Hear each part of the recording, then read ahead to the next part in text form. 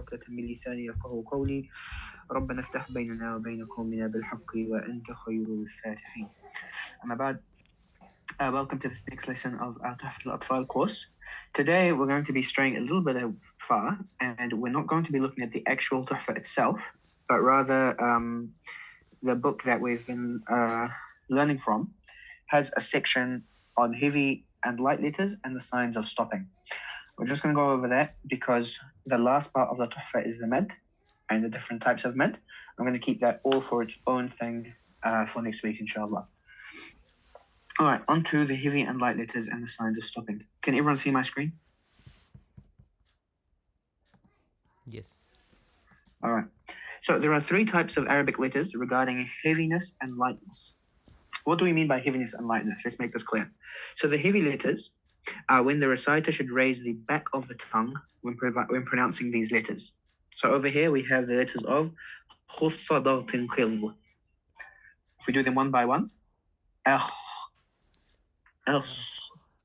notice as I say it, the back of my tongue is going up to the top of my mouth, so as to allow that air to circulate there and to build that momentum.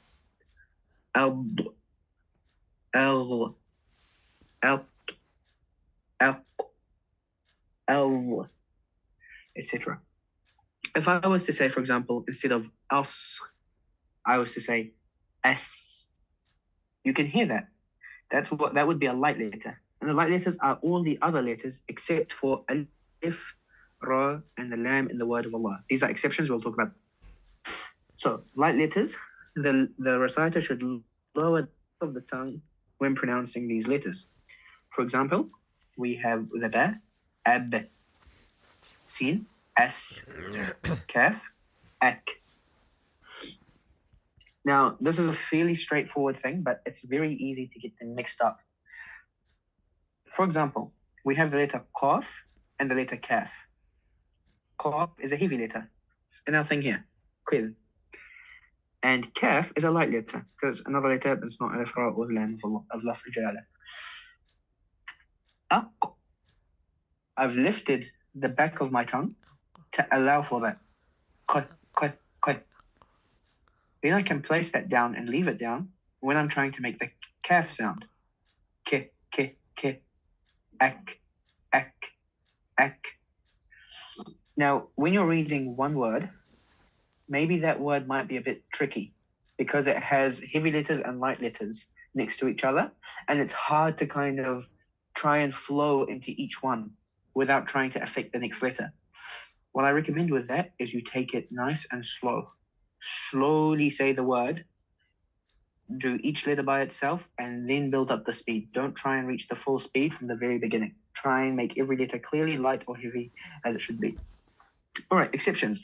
There are some letters which are sometimes light and some heavy. Alif med, it depends on the preceding letter. If the letter before the alif med is light, then alif med should be pronounced light. Alif med, by the way, is the elongated alif, the one with the wavy line on top. But if the letter before alif med is heavy, then the alif med should be pronounced heavy. So we're looking at the letter before in this situation. For example, we have here qala. The qaf, it's heavy. Khussa ضغط قلب, right? That's heavy. So that means the alif preceding it is going to also be heavy. Qala. Over here we have mala. The meme, is it khussa ضغط قلب? No, it's not ra, it's not lam, it's not alif. Okay, so I know that this meme is light. That means the alif will be light. Mala. Keep your tongue down. Next one. Tala. Yeah, ta is heavy, alif is heavy. Right. Lam in the word of Allah.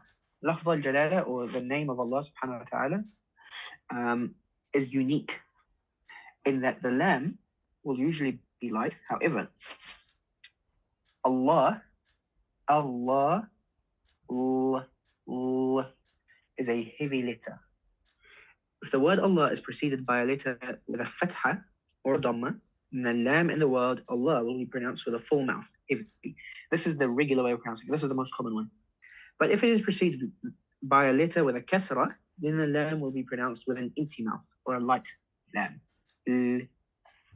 For example, over here, we'll talk about the alif fasl, the connected alif later, but for the purposes of this, let's look at the ba. The ba is light, B, okay? That means this lam, or these two lambs, also have to be light. Billahi, billahi. Because of that kasra. If you said billahi, that's wrong. You can't say that. A, it's hard on the mouth. And B, it's the natural way of reading it. Billahi. Notice, to make that kasra sound, you needed to keep your tongue down anyway. So you're just continuing that. Billahi. Now over here, we have the waw, it has a fatha, all right? Wallahu. Wallahu. Meaning that lam is going to be heavy. Another one here. فَزَادَهُمُ اللَّهُ. فَزَادَهُمُ اللَّهُ. The meme has a dhamma. All right, then we know that the preceding lams of the lafz al-jalala of the name of Allah Azza wa Jal are going to be heavy. Any questions on that so far? All good. Jazakallah. All right. If you're all good, Brother Israr, in the basmala, Yes, in the brother. basmala, is it a light lam or a heavy lam? It's a light one Light one, why? because there's a kasra before it. Where? On the back? Bismillah. Where's the kasra? In the meme. Correct, mashallah. All right, now what about ra? Ra has 4 rules, 4 situations where it's going to be heavy and 4 where it's going to be light. So, it's pronounced heavy in 4 cases. The first one is if the ra has a fatha or a dhamma above it. By the way, make sure you're taking notes. Fatha or dhamma on top of the ra make it heavy. Rahma. Ra, fatha, yeah, ra. Rabbi. Khayrun. فعقروها. The second situation, if the ra is a sakin and there is a fatha or a dhamma above the previous letter. So again, we're still going backwards. We're still looking at the letter before, not after. Because remember, when you're reading, you're starting from the beginning going forward, where your tongue was left at before you moved onto the letter. Be conscious of that. So, here we have an alif, al-arba, alif, and with a fatha. Okay, the hamza has a fatha, and that means I know it's going to be a heavy letter, because even though the ra is sakin, does not have a fatha or dhamma itself, the letter before it takes on that job. Al-arba wa amrun wa amur. Sorry. What? Oh, sorry, my screen is blurry. Wa'mur. Wa'mur from Surah Luqman. Yurzakuna. Dhamma on the ya. So I know that the ra, despite being second, will also be heavy. And then Maryamu. You're getting the hang of it. The third situation is if the ra is second, or it is second because of stopping. Remember, if we stop for something, you don't say the haraka. Okay, if you're stopping either because of an ayah or in the middle of an ayah, there's no haraka. If the ra is second and the previous letter is second, and the letter preceding that has a fatha or a dhamma, or there's an alif or a waw before the ra. Again, same concept. You're going backwards. What is before? Over here, we have this ra, all right? Because we're stopping, it's going to be second, same as an ayah. And the sin, it's also second. Before it is a dhamma on the kha. So I know we're going to do it for a heavy letter on the ra. Khusr. Khusr. Now, the sin is not a ra.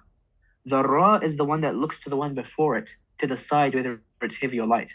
The sin, in its innate nature, will always be light. Meaning the sin does not change. You don't look to the one before it. No. For the ra, you look to the one before it. Khusr. The ra is going to be heavy. The sin is going to be light. Over here. والفجر. والفجر. The fa has a fatha. The jim is second, so the ra is going to take on that the heaviness of the fatha of the fa. Noor. All right. النهار, etc. The full situation that the ra is going to be heavy is if the ra is second and it is preceded by hamzatul wasl, which will be pronounced with a kasra. Now, hamzatul wasl, the connecting alif, I think we talked about it a lot earlier on. So it's our connector that connects two words together and the values that it's going to take. If that's going to be a kasra, then the ra itself will be a dhamma. Irji'i. Irji'i. How do I know that alif al-wasl is going to have a kasra? Well, because of the third letter. If we're starting on this, because if we're starting here, the beginning of the ayah, hypothetically, now look at the third letter. If it's a kasra, then it's going to be a kasra. If it's a fatha, it's going to be a kasra. Irji'i. Irka'i. Irkab. By the way, this word here, when it shows up in the Quran in Surah Hud, it's going to be irkam. This was in another example that we talked about a lot earlier in Surah Hud, but that's another topic. Irtabu. All right. So these are the rules for the dhamma being heavy. Sorry, the ra being heavy. The first one, if it is the ra itself having a fatha or a dhamma. The second is if it's second, the letter before it has a fatha or a dhamma. The third is if it is second, the letter before it is second, and the letter before that has a fatha or dhamma, or it's an alif or a waw, which again, same thing as the fatha or the dhamma. You're getting the hang of this. And the fourth one, a little bit different, is if it's second and it's preceded by a hamzat al-wasl, which is maksur, which has a kasra by its nature. All right. Now on to ra with an empty mouth, or ra which is light. The light ra. If the ra has a kasra, woohoo, pretty straightforward. Rijalun, rihun. If the ra has a kasra, then it is maksur, it is going to be light. If the ra is second, because of stopping, or the letter before it has a kasra. Same thing as above. If the ra is second, you look at the letter before it. If it's a heavy letter, if it's fatha or dhamma, then you make the ra heavy. If it's kasra, then you make the letter light, the ra light. Over here, shirkun, wasbir, asir, etc. All right. If the ra is second or is second because of stopping, and the previous letter is second, and the letter preceding the second letter has a kasra. Again, same concept. You always look backwards. When it comes to the ra, because it could be either heavy or light, you always look backwards. Over here, we have the ra, we're stopping on it, so it's going to be second. Oh no, what is it? I don't know. The ha is second. What's on it? We don't know. How do we still figure out the ra? We don't know. Let's go back another more. Oh, look at that. The sin has a kasra, so that way I know that going back to my ra, that's going to be light. As-sihr. As-sihr. Hijr. Hijr. Al-ishr. Wait a minute. I'm so sorry. Zoom into this. الشعر. الشعر. Ashir.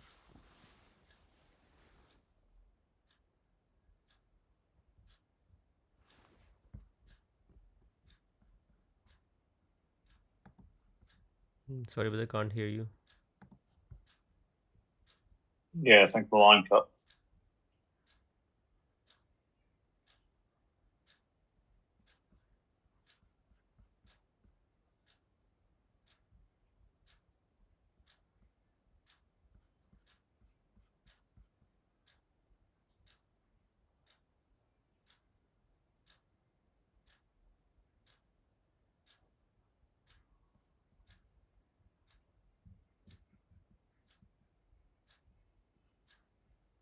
Assalamu alaikum, guys are there? Yeah, we are here. Okay, I'll carry on off them at the moment. So just a heads up. In the book, this book covers 8. And Party Future, you'll be required to do 14 and explain all of it in detail, in addition to being tested on it in a recitation test. So that's why Brother Ayman's requested to take notes. Ra is the hardest letter in the style of Hafs. And usually it's the number one that gets neglected when it comes to recitation. So just bear in mind, this is something that comes, in common. So just make sure you keeping track of it and taking notes. Whereabouts are we? This is in the mid at the moment. Does anybody have any questions about Ra? Is it easy for you? Is it hard for you? Did you get it straight away? Because this is going to dictate the speed that we're going at.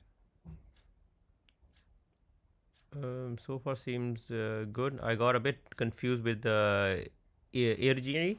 So if there's a kasra on the hamzatul wasl, so the ra is light, or is it? Assalamu alaikum. Yeah.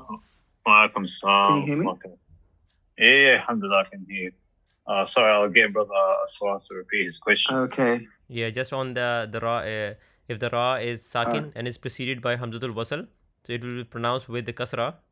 So the ra would be heavy or light at that time, like irji'i or irji'i. Because the kasra So before if it. the alif al-wasl is maksur, Yes. if the alif al-wasl itself is maksur, it has a kasra, then the ra is going to be heavy. I know it sounds counterintuitive, but no, it's the other way around. Okay. Sorry, I didn't realize. What point did I cut out? Just over here when you were giving the example of as-si'r, ash-shi'r. So at the ash-shi'r, it was cut off. So if you want to share your own screen, I can stop the screen over here, so you can share your own screen. Okay. Yes, I will share my screen. Sure. Okay, hold on. You need to make me host again. Sorry. I think I can't make you host somehow, but I think you can. You should be able to share the screen, inshallah. Yep.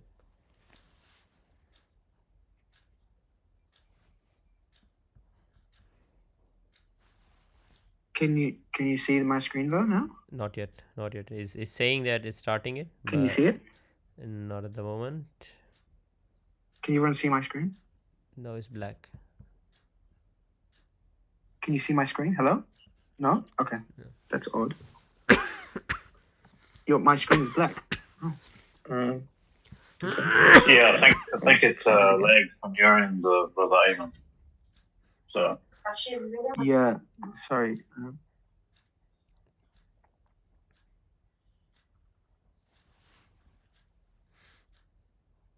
Sorry, just still doing some home renovations, so I'm going off data. Yeah, now we can see your screen. Like the best. All right, alhamdulillah. Okay, so the last thing you guys heard from me was that if the ra is second, and it's second because of stopping, and the previous letter is second, then the letter preceding that's going to have then the ra itself is going to have a kasra. So again, we're always looking backwards. So the ra will be light based on the last thing that we can see. So yes, ash-sha, the ra, we don't know because we're stopping here. The ayn, not really an indicator. The sheen has a kasra, that's an indicator for the ra. Ash-shi'r, light ra. Right, if the ra is second, the fourth reason, if the ra is second because of stopping, our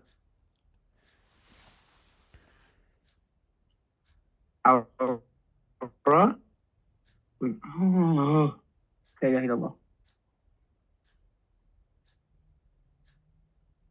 sorry, it stopped sharing my screen.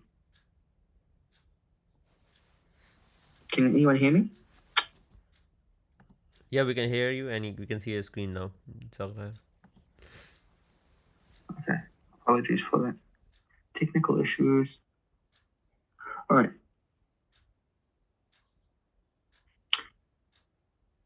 Because the ra here is second, okay, it's not really an indicator, but the ya itself is our indicator.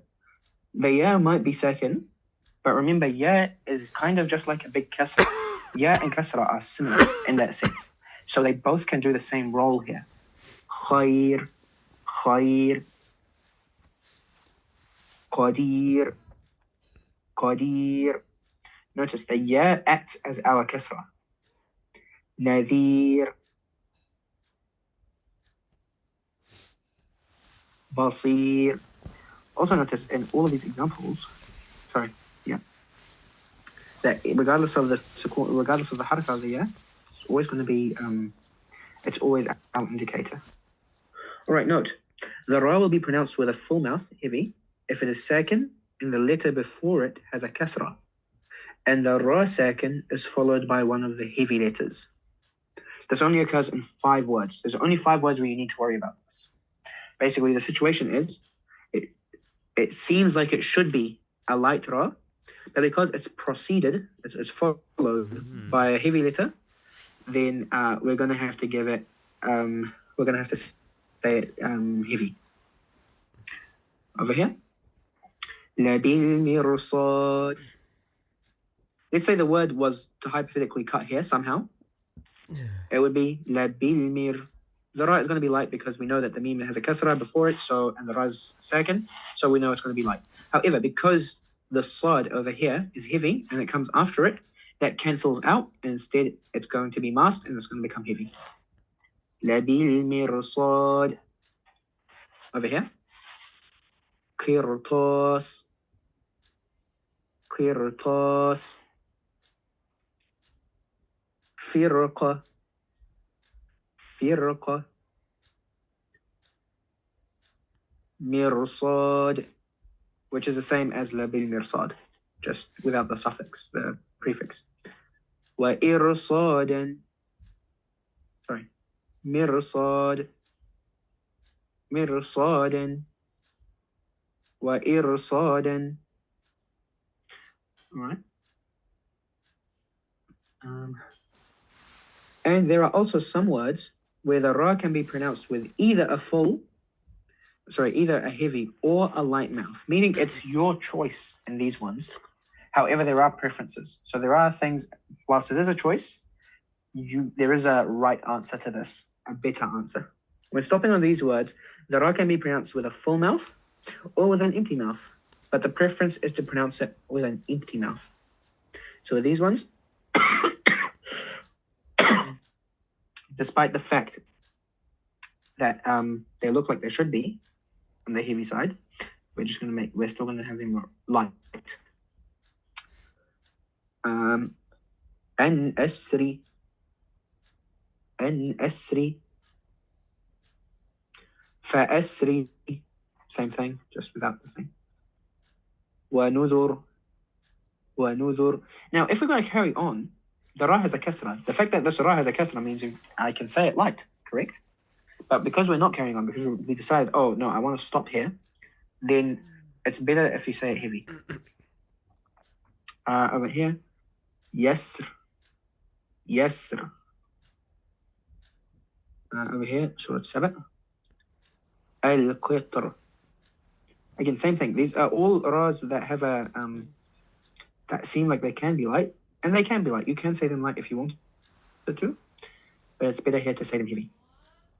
Firq. Assalamu alaikum. Sorry to Sorry to interrupt, guys. This will get covered in detail in part of future. There are qira'at in Hafs where there are variations where one is preferred over the other.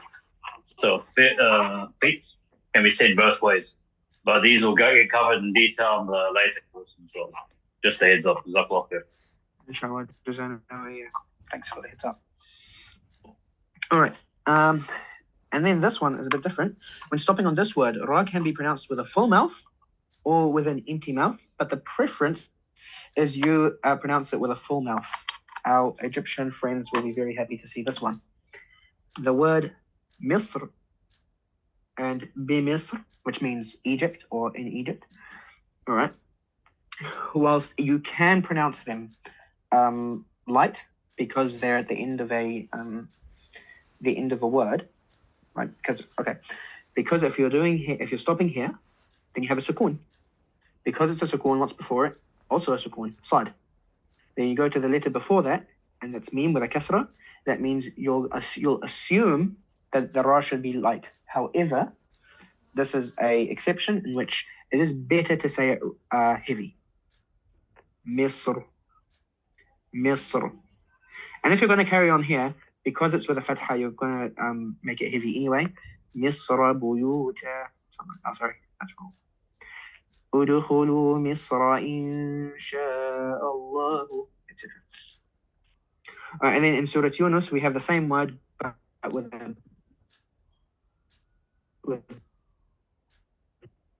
the prefix. Misra, again, should be light, can be light, but it's better if you do it heavy. All right, we'll go on to the exercises later, but I'm just going to talk about the signs of the stopping. So we're going from top to bottom. Meme, this meme on top of a word is a compulsory stop. What lazim? The reciter has to stop. Continuation is prohibited. This is very, very, very important, especially for those who don't fully understand the meaning of the Quran.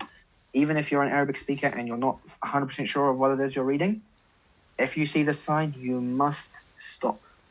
Okay? Don't confuse this meme with the meme of iqlab. The meme of iqlab that makes that changes the noon to a meme. That is a meme which has the leg of it, the line coming this way, instead it goes down. Instead of sideways, it goes down. This one, the meme which goes sideways, that is a must stop. All right. Qili, that is an optional. You can stop, you can carry, but the preference is that you stop.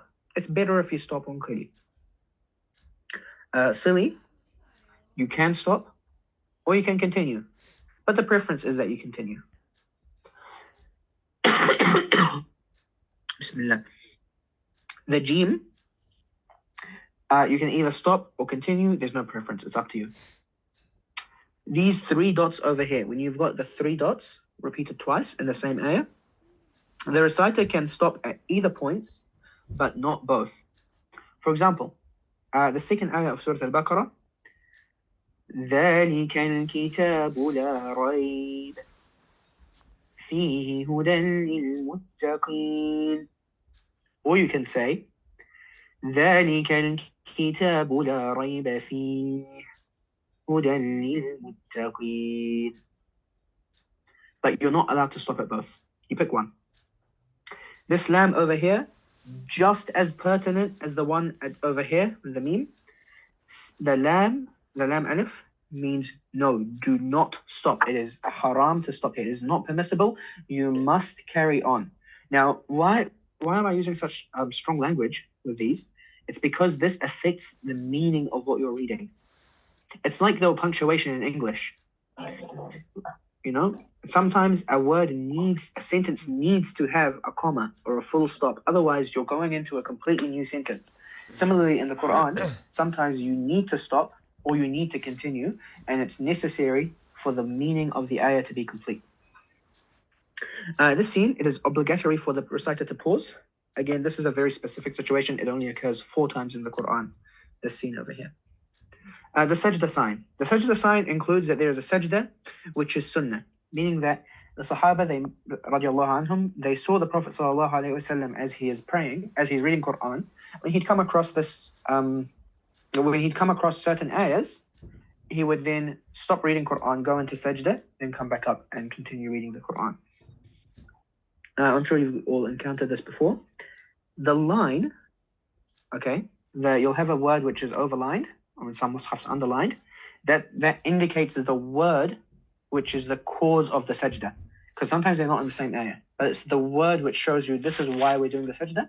The sign, the symbol, is to tell you where to do the sajda.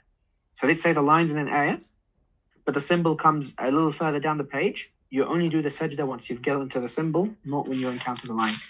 This occurs 14 times in the Quran. Sorry, yes. Yeah, sorry, Ustad. I was just trying to ask him a question because I need to get a visual feedback of where they are currently at this stage, because there are things that are in the book. Some of them are Tuhfa related. Does anybody, with the exception of those I've taught personally, know what the sakta stands for, or Can you give an example of what a sector is actually about? Yeah, just an open question to everybody. Yeah, you stop with your breath as well. Is there a breath thing as well? What did I say, brother? Yeah, go ahead, sister. No, it's okay. No, go ahead. So if you have an example. No, I mean like a sect for the example for Surah Al-Qiyamah and Surah Al-Mutaffifin. Very well. So can you give us like an example so they can hear it? And what's the difference between sect means to be quiet. This should say in Arabic. But what's the difference between a sect and waqf? A sect and waqf, like when we say وَقِيلَ مَنْ رَاقٍ. Yes, so the other one that you're talking about, it isn't actually a sect, a mutaffifin. So the scene, there's two types of scene. You want to explain this very quickly, Sheikh, or you want me to carry on? I reckon you just carry on quickly. Does this get covered in the next course? Some of it does get covered in the next course, but at the end of the day, it's like they're confusing the scene in Shatliya and Tayyibat al-Nashr with the scene that you just explained to the class. That's why I thought it would be good if you could ask that question to them, because to clarify, because some of them think, oh yes, I know what the teacher is talking about, but it's actually Tayyibat al-Nashr or Shatliya, not scene for sector. If that makes sense. Yeah. Okay, I'll give it to you to explain. Okay, so we'll quickly explain this. Sector, it's a hukum. It appears 4 times in the style of hafs, the entire Mus'haf. That's 4 compulsory times. So, mashallah, as you said, sister, وَقِيلَ مَنْ رَاقُ. Notice I didn't go وَقِيلَ مَنْ رَاقُ. I didn't take a breath. So this is a specific hukum. So even half a breath is timed and is passed down by generations. Sometimes you hear different styles of recitation, minal, like that. But that's a completely different style. But this is a valid hukum. It occurs 4 times in the whole Mus'haf. The other one that you're talking about, Muslaytirun, can you give us an example of what you mean? In Surah Al-Mutaffifin. كلا بل ران على قلوبهم ما كانوا يكسبون. So, Surah Al-Mutaffifin? Yeah, كلا بل ران. Yes. Sorry. Yeah, كلا بل. Yeah, that's another example. The only other time you might see a scene in the entire Mus'haf is on the top of a sad or at the bottom of a sad. Just letting you guys know, this is not a sector. This is a specifically completely different hukum. It'll get covered in the next syllabus. It basically says there are 2 valid styles of reciting it. That's what it sounds like. Wallahu yaqubidu wa yabasutu with a sin wa yabasutu with a sad. But that gets covered later on. But they both have a sin. Just letting you know in case your students ask you and they say, what does that mean on the Mus'haf? As a teacher, you've got 2 responsibilities. You either explain it as it is, or you just say, I don't know. That's the safest answer. Jazakallah khair. Okay then. Does anyone have any questions about anything in terms of the stops?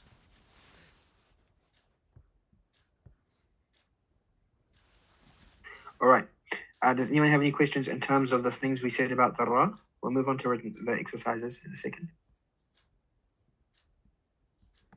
Should be all good. Just one question, may not be relevant to most of you guys, but in Pakistan, in India, the Mus'haf that we have over there. What if I run out of ears here? Sorry. Yes, sorry. Yeah, so I think between 2 ayat, sometimes there's a la as well, like between like on the sign of the end of a ayat. So is there any law that appears like don't stop for an ayat as well? Is there such a thing? Because in the Pakistani Mus'haf, they have those things. I don't see it in the current one, but is there any law on a ending of an ayat that don't end an ayat over here and just continue? Is there such a thing? Not that I'm aware of, no. Okay, that's good to know. Jazakallah. Unless Sheikh Ibrahim knows of otherwise. By the way, I have no training with the Indo-Pak Mus'haf, so I couldn't really speak to that. No worries. But no, If- Jazakallah if- khair, it's interesting to find out. I can share a sample. Yeah, anytime. Assalamu alaikum. Oh, can you hear me? Yes. Yes. Yeah, there's been older copies of even the Arab Mus'haf. على الصاجم لعلكم تتفكرون في الدنيا والآخرة. So it's two completely separate ayats, but it stops on another one. But just letting you know, it's becoming more rare, I've realized. And this is to do specifically with the Waqf committees. So Waqf is decided by a bunch of PhDs that sit together with all the qira'ats, and they decide, okay, this is where we're going to put it. So it is possible to find different styles of Waqf. However, the point of what we're trying to say is that there are rules with regards to Waqf. This is the number one thing we're seeing in advanced teachers or people that volunteer to be teachers. This is the number one mistake they conduct. So you can imagine on a All right, slide. I reckon we will pause it there though. Yeah, we'll But pause it. Jazakallah khair. It is an interesting topic. All right, because Brother Israr, you are the only man we have here today from the students. I'll just run you through some of these and then excuse you, and we'll let the ladies have a go. Sure. All right, can you please read the first word? Raiba Nice. Heavy or light ra? is heavy. Why? That has a fatha on it. That's why. Correct. So the reasoning comes from the ra itself, nothing else. Yes. All right, next word. Absarihim. Again. Absarihim. MashaAllah, nice calculator with the bat. All right, this ra, what is it? It's tarqiq. There's light. Correct, because? It has a kasra on it. Nice, MashaAllah. All right, this word over here. Zurtum. Nice, what is it? It's tafkhim because of the previous letter has a dhamma on it. Nice. And the next one? Al-Qari'ah. Again? Al-Qari'ah. Okay, again with the qaf, same thing. Let out a teeny bit more air. Okay. Qai. Again? Can you help me differentiate it? Like Al-Qari'ah. So Yeah. you're saying al-qari'ah Yep. until you say al-qari'ah. When you don't let out enough air, it sounds closer to the jim sound, or well, the Egyptian jim. Ge. I want you to go qai. Okay. Al-qari'ah. Okay. Al-Qari'ah. Better. Again? Al-Qari'ah. Nice. All right. Can you explain to me the fourth instance in which the ra is going to be heavy? And this one's the odd one out. Is there an example that you're pointing to, or? No, I'm not going to give you an example. Okay. Not at the moment. So what are you asking? So can you repeat the question? So we have 4 instances. We talked about 4 instances in which the ra is going to be heavy. Yes. Right? 4 rules for it. What's the fourth one? And it's the odd one out. The irji one, the one that has Correct. yep. That Explain it though, please. that has a hamzatul wasl, and that will have a kasra on it, so the ra still becomes tafkhim. Correct. If the hamza al-wasl has a kasra, Yes. or is maksur in its nature, then the ra will have the khim. All right, you did really well. Jazakallah khairan. Thank you for your time, and you're actually you're picking up these things very fast. Any questions from you? Oh, all good. Jazakallah khair, brother. Thank you so much. All right, Jazakallah Yeah. khairan. Have a great night, and I'll Okay. see you next week, inshallah. Definitely. Assalamu Thank you so alaikum. much. Assalamu alaikum.